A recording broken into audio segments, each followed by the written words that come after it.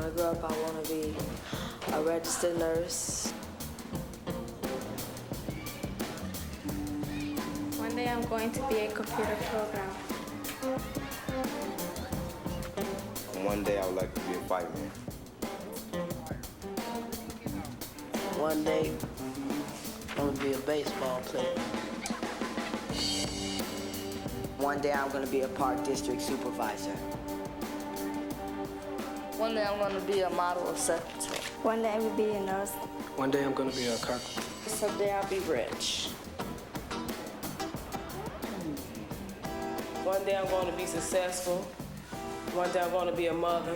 And one day I'm going to be an artist.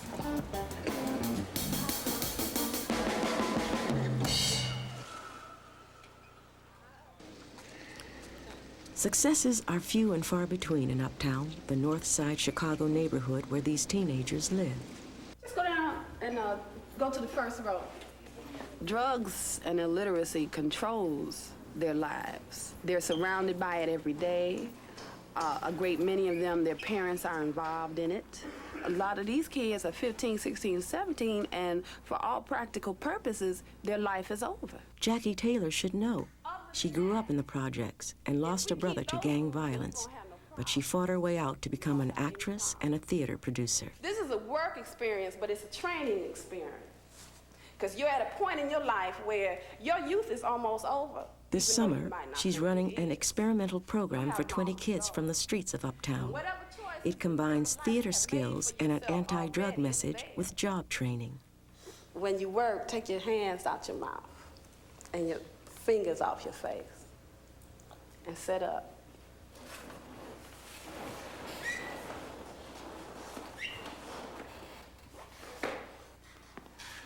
Uncross your legs. These kids will be paid minimum wage to study and work part-time at Uptown's Beacon Street Theater. And in the next 6 weeks, they will write and perform a musical about drugs and illiteracy in their neighborhood. If you are strong at the end of the program, you will be here. If you are not, if you are weak at the end of the program, you will not be here. It's just that simple. It's not. How they're living is how they have lived all their lives. It's going to be up to the human spirit inside of each one of those workers, how they're going to take these changes. We do not allow any gang activity whatsoever, and you've got to learn to live together, and this is our community, and we want it to be better than what it is. Brenda Weiss is a youth counselor at the Uptown Community Learning Center, which designs and sponsors a wide range of services for Uptown's poor. This program was federally funded through the Mayor's Office of Employment and Training. Like other mothers active in the community, Brenda's fear for her children drives her involvement. She made sure her son, Lonnie, signed up. Whoever you think this character is, write it down. Well, the first 2 weeks is like an introduction period. Students go through different games, introducing performance to them. The second 2 weeks is being more specific with the kind of skills that we need, trying to develop their artistic talents. Write it there. The last part of the session is actually rehearsing and putting the play up. But on the first day, these kids were a long way from putting on a play. The bathtub is just standing there and a big nut. What bathtub stand there and what? A big nut. A big nut, okay. Bathtub, standing there, and big nut. You all are a lot alike, okay, next? That's not what you're gonna sing. Jim Tillman is the musical director. He's a blues musician and a high school teacher. Getting organized first. The first day I came and saw the kids, I said, no way.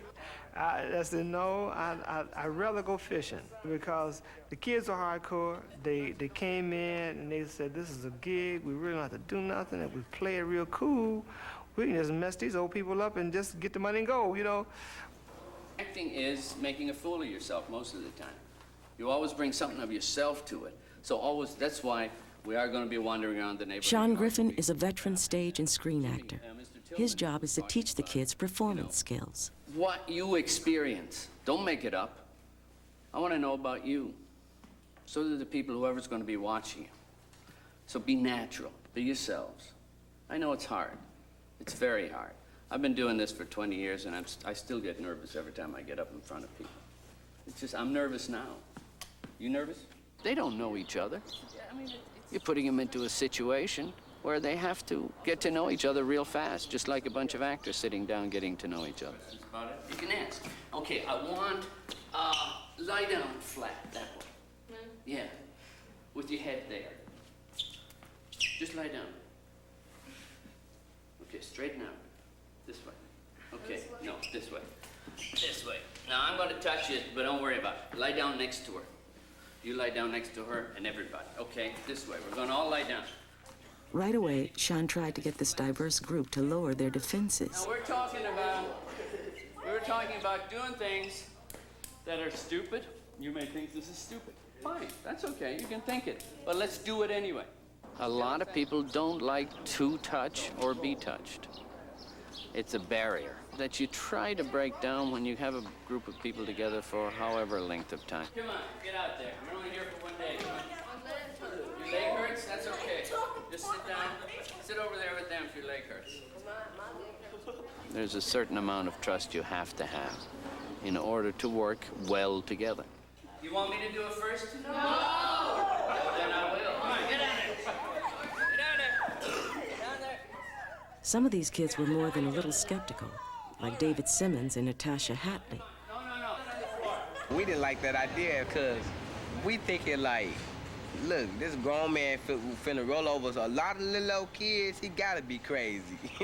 In the beginning, why I think it was hard for some of the people is because some people just came there not knowing, not even having an idea, slightest idea why they was there. Is there anybody here that doesn't know that we had a problem yesterday? You don't know. You weren't here, were you? We had a little altercation yesterday. It was a misunderstanding. It was just a lot of bullshit.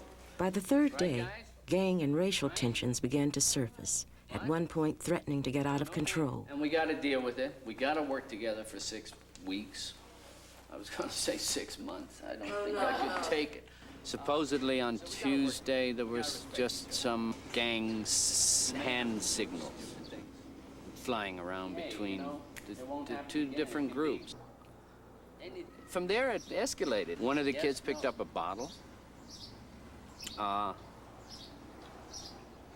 That's, you know, that's going a bit too far. We're all going to try something, okay? Michael, come here. Daryl. Sean had already spent most of the morning talking to the boys involved. Now he tried using theater exercises to bring the two groups together.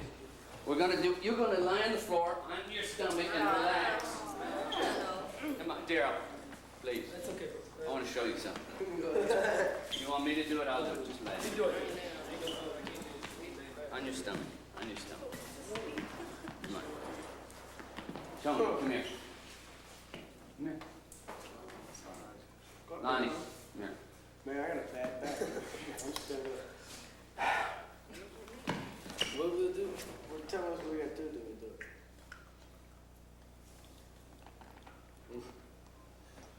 I feel like I've been talking out of my fucking nose.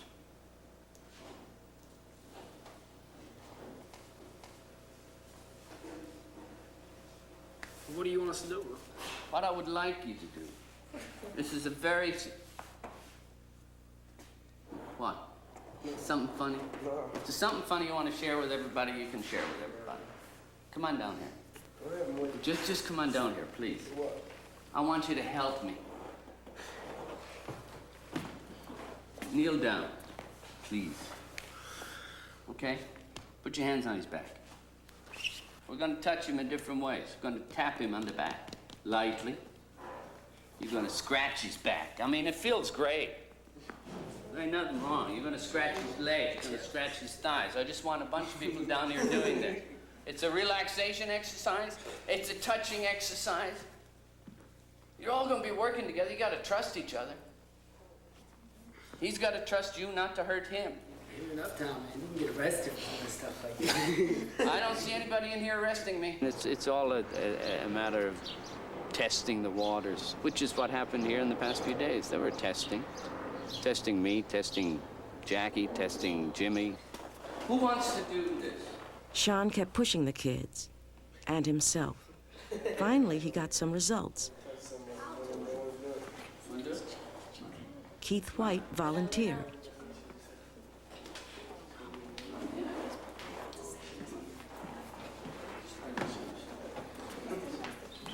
Come on. Come on. And shoulder. I'm going to show you what we're going to do. Okay? Anybody else want to try it now? Yeah? Come on. You do. Yeah. Come on. We'll give it a shot. Put your head down, Keith, and relax. Now we're just going to pat all over. All down here working his head. The thing that surprised me, a wonderful surprise, was the kid that got up to do it. I didn't expect to do it. Working his head, working his shoulders. It took a lot of guts to do it. Made me feel good. You worked hard this first week, very hard. You made a lot of accomplishments, a lot of them. So today, what's going to happen is we're going to go out. To develop the story for their play, the kids went out into the neighborhood. You'll observe and you'll write what you see, and then you'll come back within the hour. Let's just go.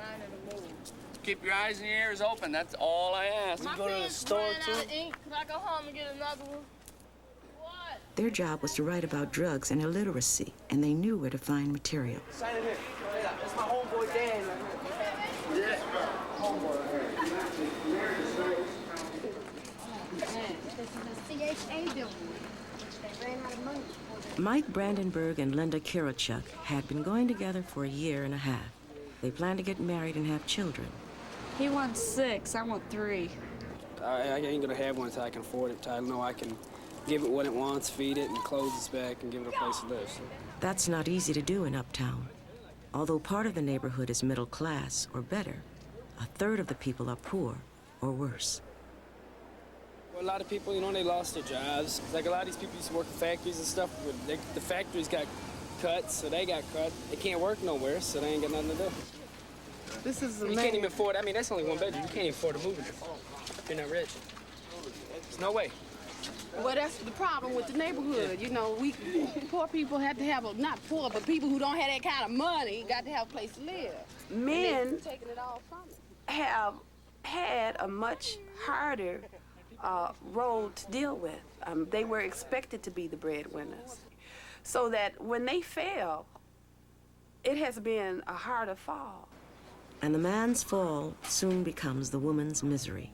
Both Mike and Linda grew up with failure like this. His father is an alcoholic. Linda's father is a convicted murderer. And her mother, Mary, is a former drug addict who served time for assault. I'm 43 years old, and I've been shot at, I've been cut, I've been thrown down 3 and 4 flights of steps, stomped on, almost run over. And I'll tell you what, I'm about dead tired of it. And I told him, I says, now if you get married, I'm one of these mothers, I do not butt in. But if you ever hit her, you better leave Chicago. Because I don't want her going through the things that I went through. But Mike wants a good life for himself and Linda. I mean, really? I'd be my own contractor. That's about it. Because I like working with my hands and shit, so. So I like working with my hands and doing stuff so I can see, after I get done, I can see what I did. So. I wouldn't live around here, I wouldn't. You gotta watch out for you kids around this neighborhood. Too many crazy people. I'd only bring him out with me or if Mike would take him out. But he said that when we have kids, that we're gonna move to Kentucky or Indiana, so we don't have to raise our kids around here. Okay, we'll start with can't read, can't write. We'll finish it, go over it to review it. Then we'll go and do Sandy. Can't read, can't write, that's a song about illiteracy. And Sandy is the story of the little girl, 16-year-old girl that OD'd on crack. 16, cracked out. Okay. The second week, the kids started writing the songs that would be at the heart of their play. That's what we tried. Now we need a second verse to tell how she, what happened. That you saw the change happen. So now we're gonna tell about that part. How about we took romantic walks? Yeah, ice cream truck. Contessa, what you got over there? I know you ain't said nothing for 5 minutes. How about this? I know you got something hot. When I needed you, you were never around. When I seen you, you were always down. I wanted to hold you and keep you close to me. Now you're gone, and I'm in misery. Cool. I like that. These kids wrote songs about their experiences. What was it? Oh, this story. Don't make the same mistake and take your life away as the last line. It's not gonna sound right. It's not gonna come behind. And everybody threw a line in. They would sit there and they'd come with one line. And then they'd fuss and argue. That don't make no sense. Try it like this. Turn it around like that. Take that out. And in the process, they were molding and building a beautiful song.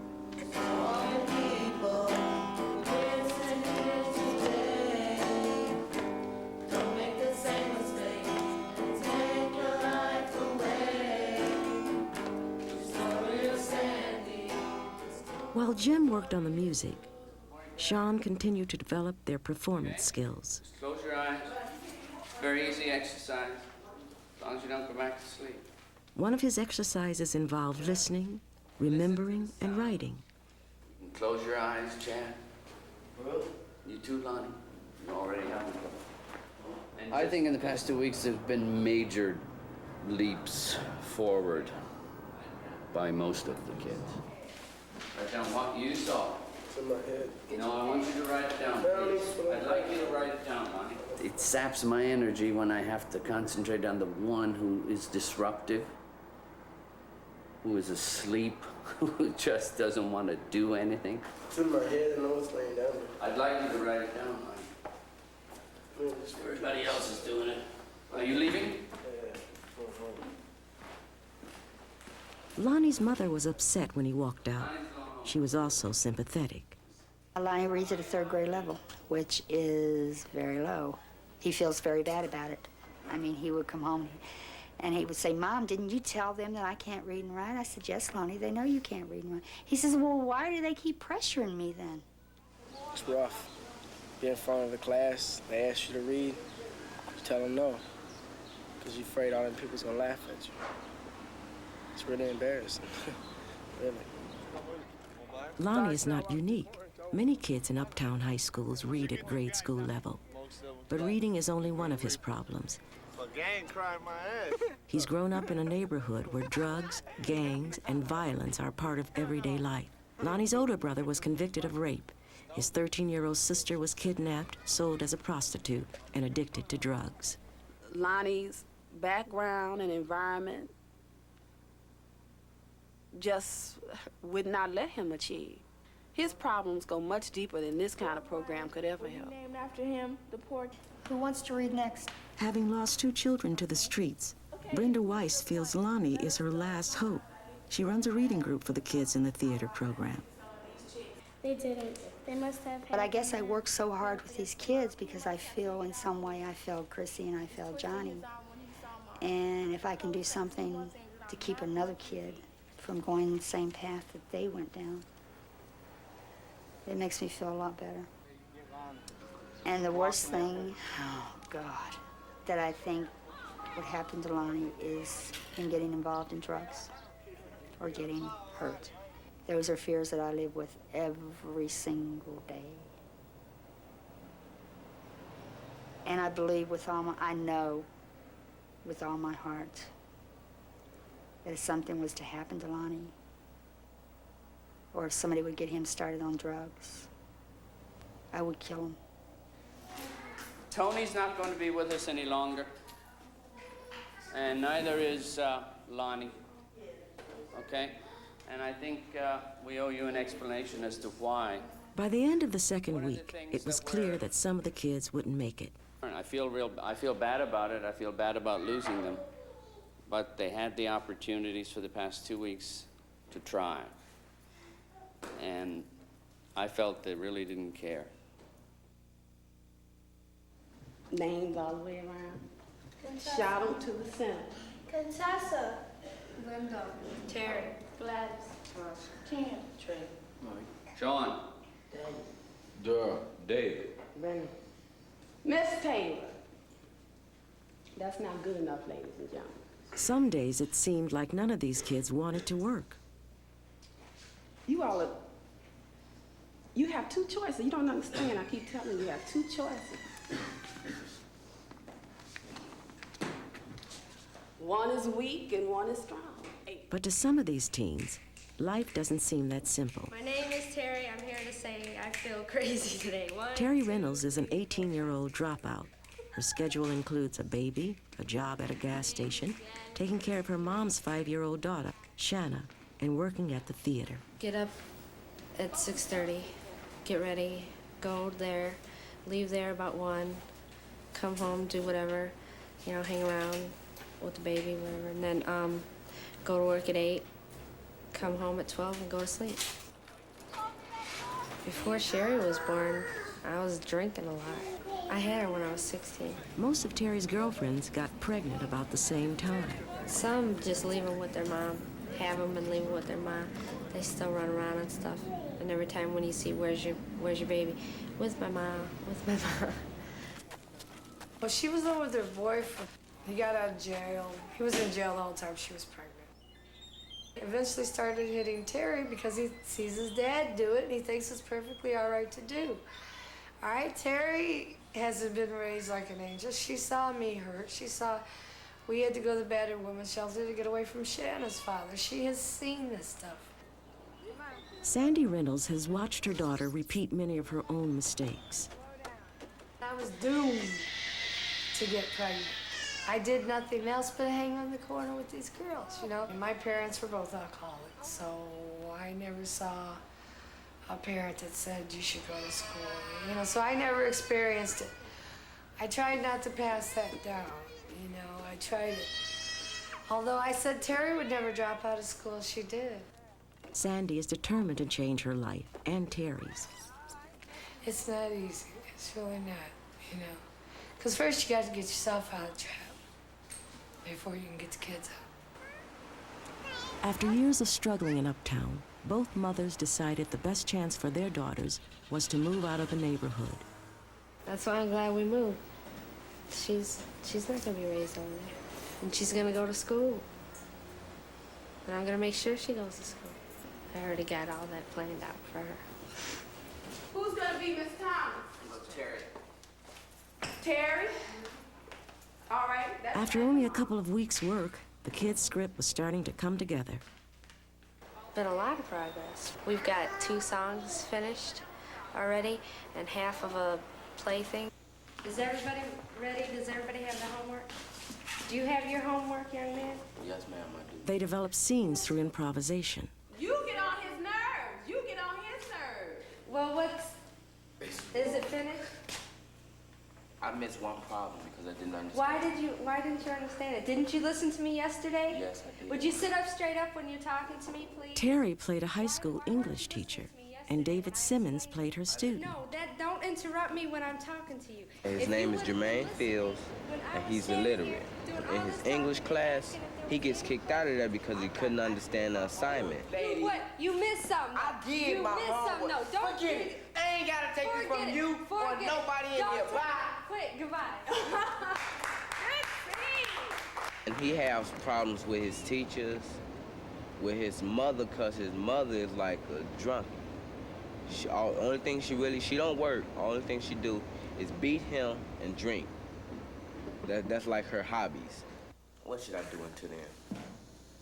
I can't go to school. I done dropped out. In desperation, Jermaine spends his last dollar on a lottery ticket. Miss Candace Hudson, the teacher, presents to you the numbers. The first number is 3. And the second number is 6. And the third number is 4. Yeah! I won the lottery. He hit it for $1 million. And then he started a business of himself. The Uptown Sounds is what he called it. I have a great idea for a song that just might become a hit.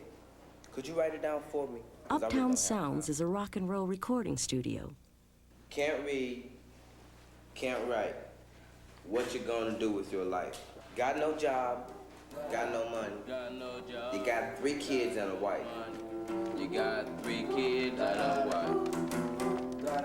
Uptown Sounds became the name of the kids' show, and David became the star. David came in, he was very quiet, but he always cooperated. And when we started writing the songs, that's when he came to life. And I heard his voice and I realized that we have a talent there. You can't ride. What you gonna do with your life?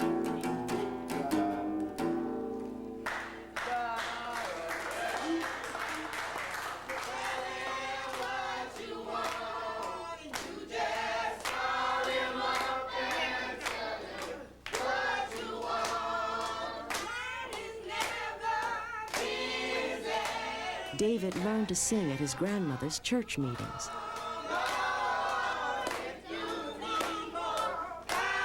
She's a preacher known throughout Uptown as Mother Simmons. I think it's a good ministry going on here in Uptown. We have service here at the house. The Lord bless us. People get healed. People get saved. I thank and praise God for the small thing. That's because I'm living.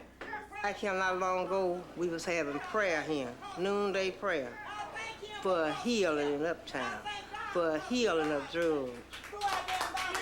And this shall be a sign unto you. You shall find the babe wrapped in swaddling clothes. Well, I don't think David will yield to temptation, because David have been told. David knows. David is an ordained deacon. I read to you Luke, the 2nd chapter, the 11th through the 14th verse. May the Lord add a blessing to the reading and hearing of his word for the edification of our souls. Amen. Amen. I love the Lord. He heard me cry.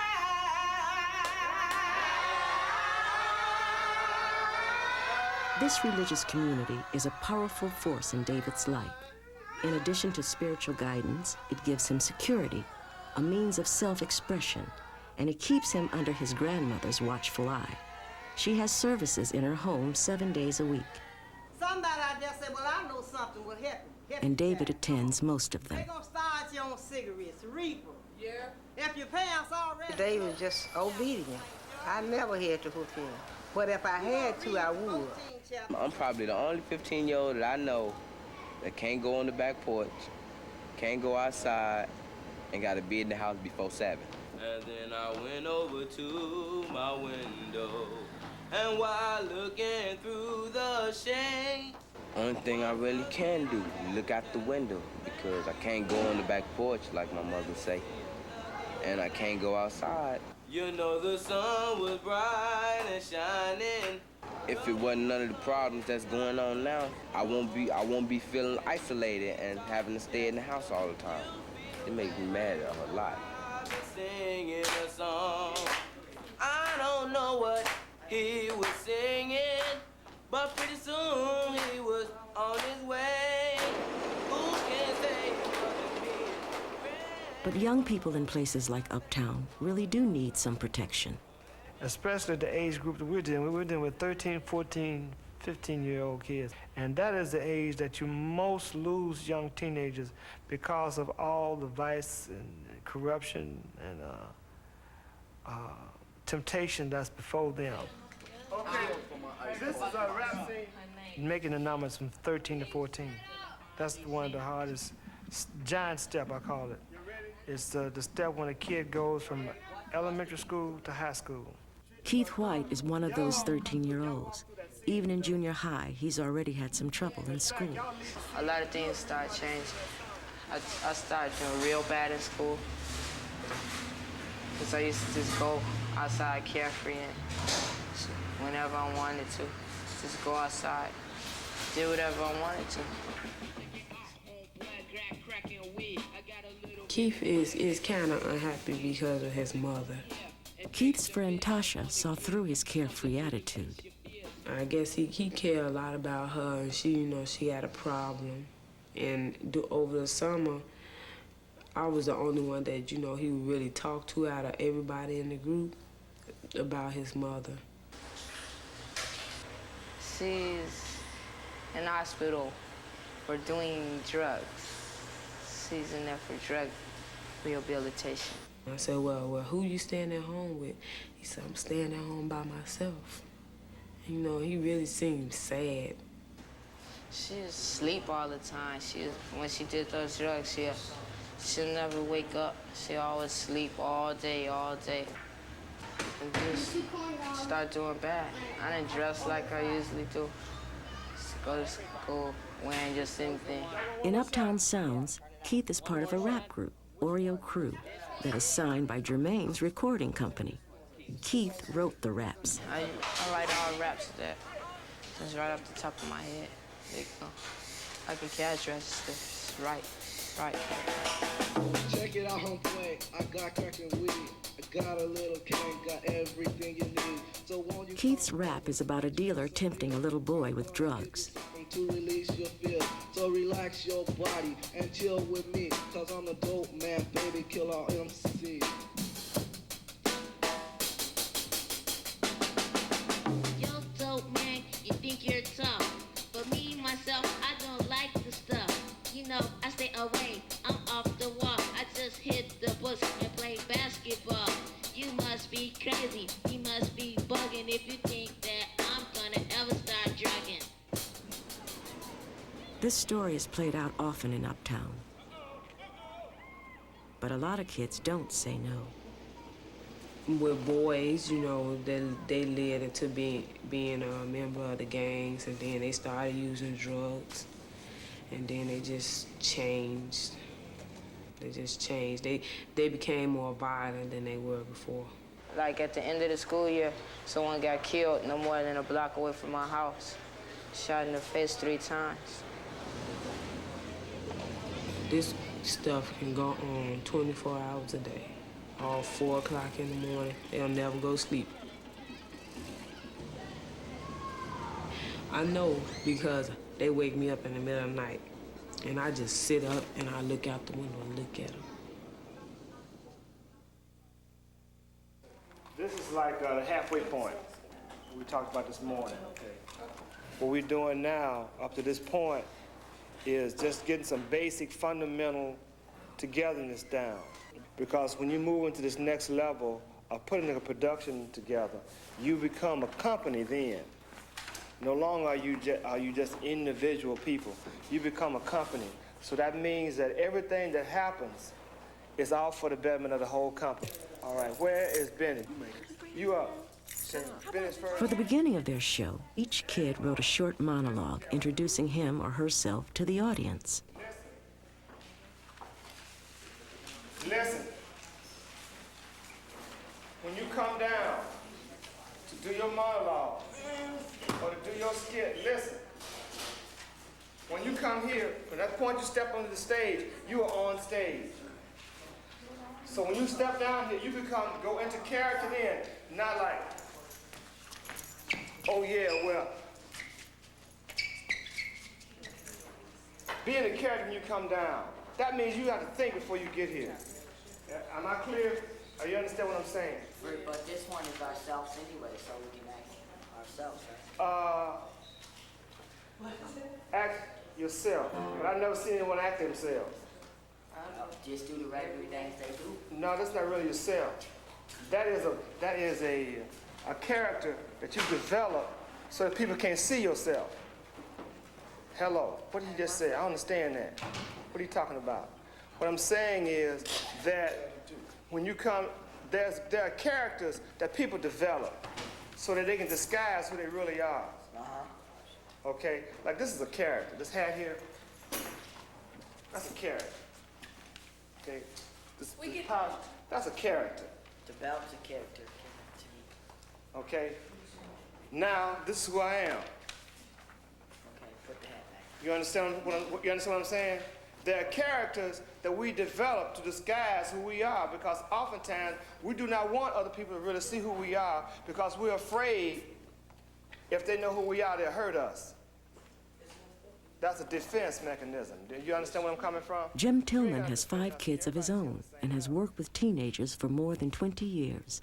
By them closing themselves, they closing themselves off, they open themselves up for negative things to develop. But once they find out that if you open up and be real, only the positive things will come into you. Ready? Yes. Okay. Let's see. I am cool, nice, funny. I'm smart, I'm shy, I'm 15. I'm sweet, I'm understanding, short. Sometimes I feel good, sometimes I feel angry, and sometimes I feel sad. Sometimes I feel sleepy, sometimes I feel active, sometimes I feel grown. Sometimes I feel upset and angry. The hardest thing that I ever had to do was get up on stage and act without laughing. The hardest thing I ever had to do was fight a dog. The hardest thing I ever had to do was watch my brother be put in the ground. My name is Mr. Tillman. I'm a teacher. I'm a musician. I'm a playwright. I'm a father. I am a man. The hardest thing I had to do recently was the very first day I came here to decide whether I was going to stay and work with you or not. And my youngest son asked me the direct question. He said, well, why is it that you don't want to work with him? I said, because they act crazy. He said, we do too. And when he said that, I realized that he had hit home. He was straight, because he said, you act crazy too.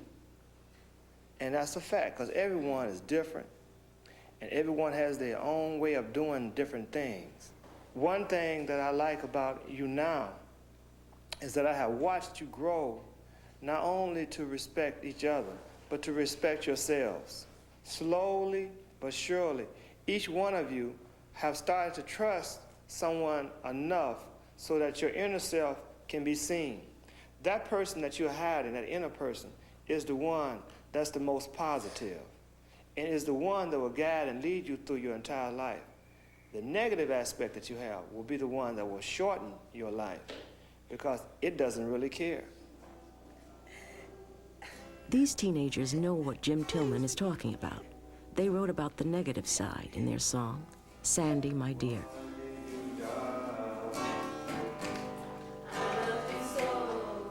This is a love song that Jermaine sings about Sandy, who here he was, an illiterate kid who dropped out of school, who fell in love with the valedictorian of the class. And right in the middle of his success, she turns around and ODs on drugs. Sandy was a nice girl, and she died from all those drugs. I really don't know where she got them, but she told me from those thugs. Don't let me catch one of them, because if I do, they gonna die. But now, because of Sandy, all I can do is cry.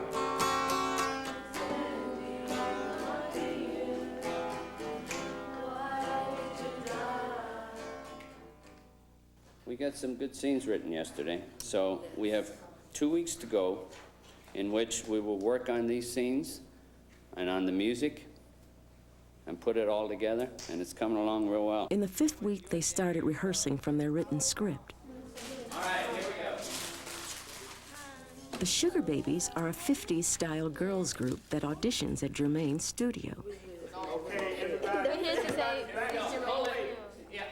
Look at yourselves. Everybody up the back. excuse me, but look. Linda. Well, how are we going to speak to her? In the front. I don't know, let me see. Maybe we try like this. No sense. Maybe we try like this. Or like 2 over here. You know, I mean, and 2 over there. Something, but not this way.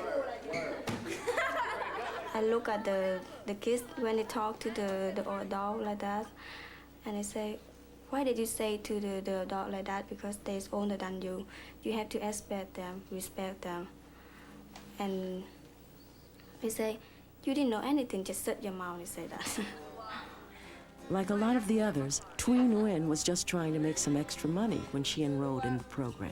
But for her, it turned out to be a crash course in American culture. I never danced before, never. And I tried to dance good for them, you know. I tried very hard, but they say, why don't you move your leg? And they say that. And I said, I move it. But it's still very hard for my legs, you know. Thuy is one of the thousands of Asian immigrants who have resettled in Uptown. I can't come in.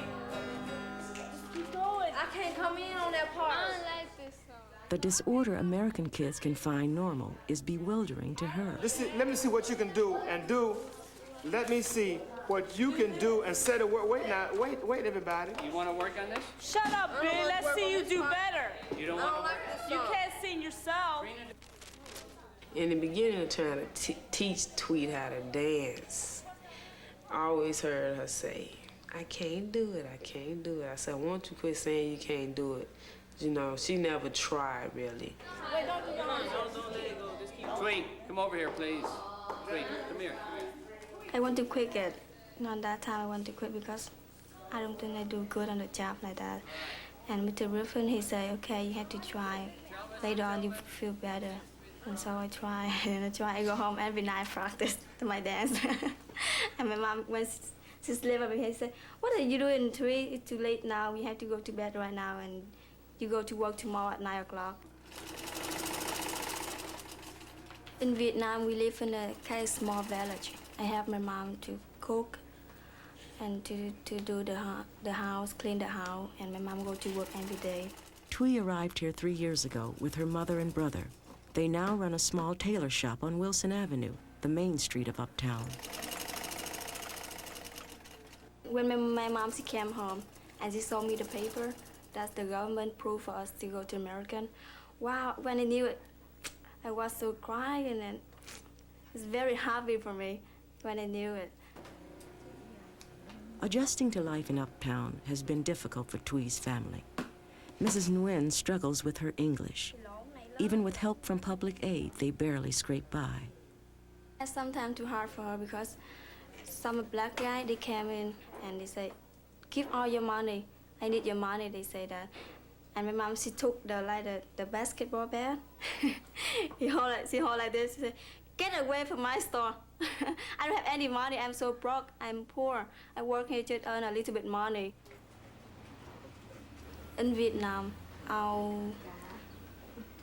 feeling is very happy because we don't have enough food to eat. We don't have enough money to spend, but our relationship is so very close.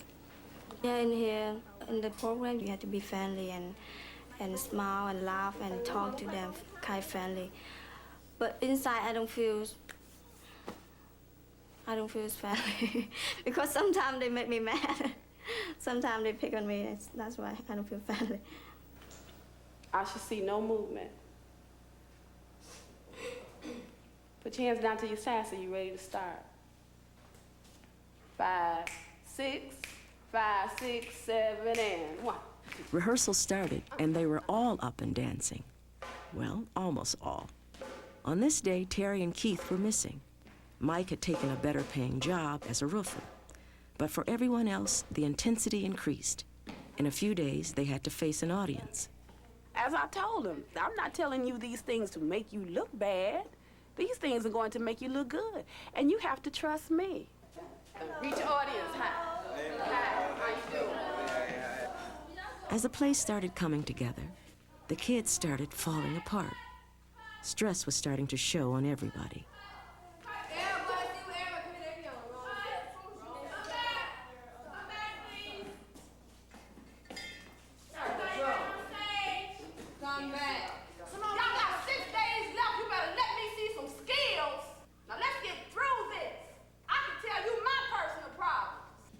Even professionals sometimes don't know how to deal with criticism, don't know how to deal with having to do it over and over again, don't know how to deal with relating in a positive way. I'll wait till I have your respect and you're ready to listen. And I don't want to hear your personal opinions about this. Sit up, please.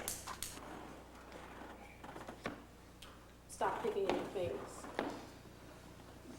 I don't expect for you all to be behind.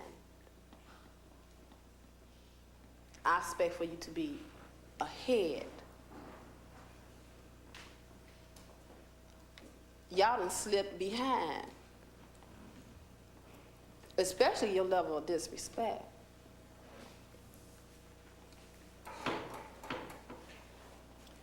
And if we go on that route, then y'all make this your last day police.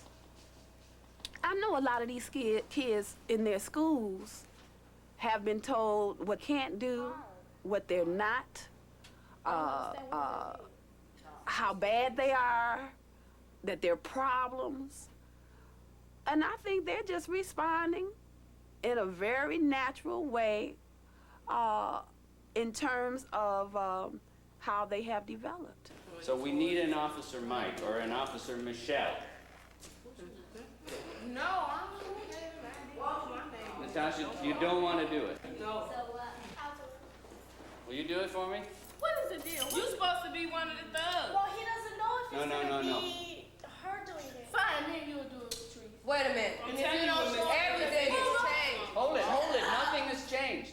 This is what, wait a minute, please, wait. No, Miss Ted, I'm one of the thugs too. I just want to let you know that. It might as well just be her and Melissa, because she already said that's what it's going to be, Miss Taylor. We've got the script already written. Daryl said something to me on the street today. He said, we ain't going to be ready. That's right. Why aren't we going to be ready? Because we're wasting time talking. This is what's going to happen. With 6 days to go, the kids were jumpy. The teachers seemed disorganized, and the program was on the verge of chaos. Are you going to be here Thursday? What's going on? So you I mean, it's been the hottest summer since the Dust Bowl. I picked this neighborhood and this summer to be here. It's like, I don't know, maybe I'll get out of purgatory. I was working, we're starting something, and you tell me you're supposed to be doing something else. You want to do something else? There they are. Do them. Miss Taylor. Good luck. This would be Sean's last day in the theater program. I wasn't fired. I didn't quit. I was removed from the theater aspect of the project. I was told I was being too negative, and I don't believe that is true, because I was there every day. And yes, I pushed, and yes, I shook him, and yes, I yelled at him. And I don't regret any of that, really. Sometimes you have to, in order to make a point, you have to make it in ways that other people may not like. You can't give them back what they give you. And people who are not equipped to take some of the abuse that they give out, to take some of the negativity that they give out, respond the way that they respond. And once you do that, then you're giving them the same kind of thing that they have in their life already. Now, when you all are doing Uptown Sound at the top, come on, look alive. Whether because of Jackie's firmness or Sean's cajoling or Jimmy's patience, the kids finally started to really focus on what they were doing. Be louder. I did. But even louder than that. We did a dry run early this morning to make sure that everybody was in place and get them in the right attitude. That is the real true test of the pudding, to see if they'd be able to pull this off tomorrow. 6 weeks ago, they wouldn't touch each other, wouldn't talk to each other, and could barely sit up straight. But today they were actors putting on a show. You look great for a thug. The best thing that could possibly happen is everybody show up, everybody remember their lines, and it'd be a success. Keith White appeared after a 3-day absence. The only person that knows why or where he was him. He's one of those 13 years old that's trying to make it to be 14. This program might be one of the steps to help him make that 14-year-old mark. For the first time, they had the trappings of real theater. Makeup, costumes, and a live band. Compliments of Jim Tillman. Am I nervous? Yes, I'm nervous. You want them to have a positive experience. And there's so many little bitty things that can go wrong to turn a positive situation into a negative one. You gotta look like your character. 30 minutes before showtime, Terry showed up without a costume. Twee hadn't shown up at all, and Contessa showed up with a bad case of nerves.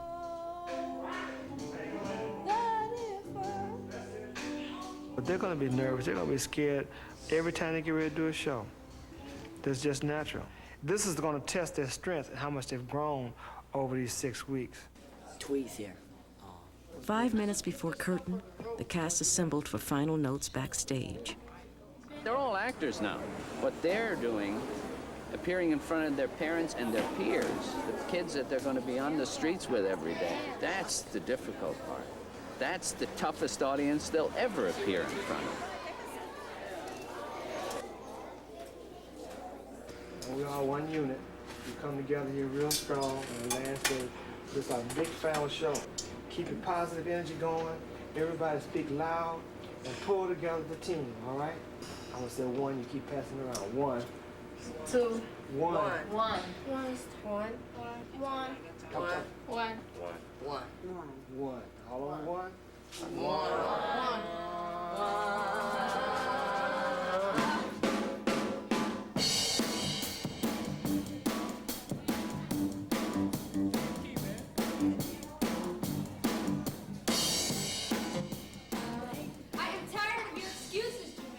What do you mean you're tired? I try hard, I'm here ain't I? Well, what's the good of you being here if you don't have the work? You're right, what is the good? And besides, why are you yelling at me? My mother don't even yell at me. Well, I am sorry to tell you I am not your mother, and don't yell at me. I yell if I want to. Then get out of my classroom, Jermaine! You old fat.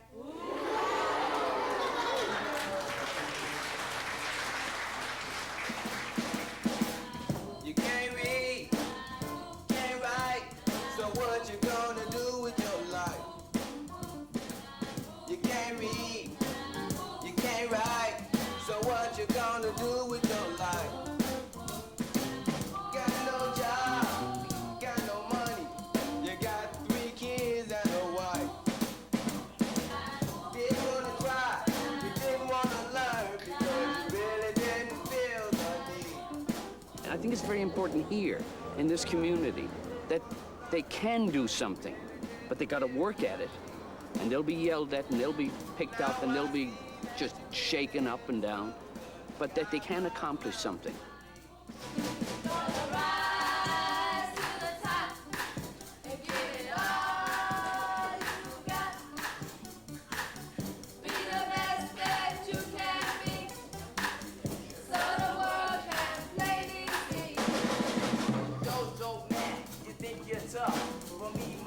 I don't like this stuff, you know, I stay away, I'm off the wall, I just hit the books and play basketball. You must be crazy, you must be bugging if you think that I'm gonna ever start drugging. Oh, Sandy, my dear, why did you die? Just tell somebody you came out of Uptown. Then you got something going for you. You got some quality about yourself to get up out of this and make it. Because it ain't easy. Right here with me tonight.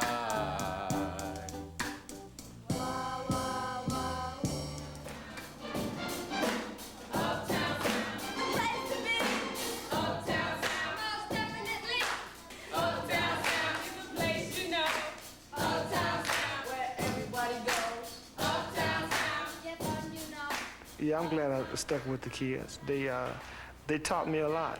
And if you listen to them, they'll tell you how to tell them what to do. And once you understand that language and you can communicate with them, they'll do anything. They'll do it.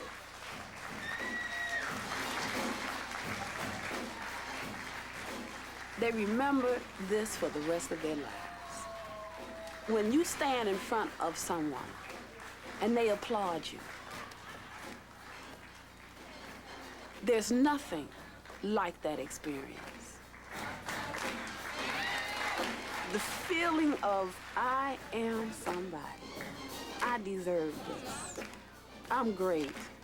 I worked hard. This is wonderful.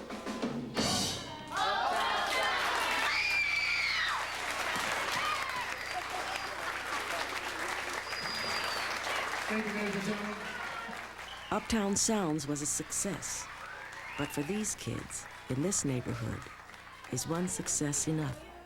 I fear for them because some of them are going to go back into that negative environment. Some of them are going to go to that school that is just not a learning institution. I think you want to take the Bushes and all of the politicians and bring them here and show them what parts of their budgets that they're cutting off, the educational programs, the drug rehabilitation programs.